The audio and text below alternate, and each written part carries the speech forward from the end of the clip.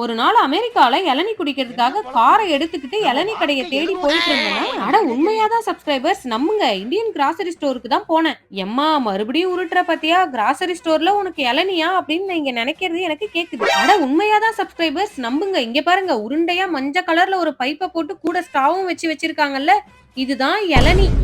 என்னம்மா இத போய் இளநீன்னு சொல்றேன்னு நினைக்காதீங்க. உண்மையாதாங்க, மேல இருக்க அந்த பஞ்செல்லாம் எடுத்துட்டு உள்ள இருக்க அந்த பந்த மட்டும் பேக் பண்ணி அதுக்கு ஒரு பைப்பையும் போட்டு அதுக்கு ஒரு ஸ்ட்ராவையும் கொடுத்து ரெடிமேட் ஜூஸ் டப்பா மாதிரி வச்சிருந்தாங்க. இந்த இளநீ மட்டும் இல்லைங்க, இந்த இளநீ தாய்லாந்துல இருந்து வருதாம். எனக்கு தெரிஞ்சு இதை உரிச்சு வச்சதுக்கு காரணம் நம்ம ஊரு மாதிரி எல்லார் வீட்லயும் கத்தி கபடா இதெல்லாம் இருக்காதுன்னு நினைக்கிறேன். அதனாலதான் ஈஸியா குடிக்கிறதுக்காக இந்த மாதிரி ஒரு டெக்னாலஜியை ஃபாலோ பண்ணி இந்த இளநியை வச்சிருக்காங்க.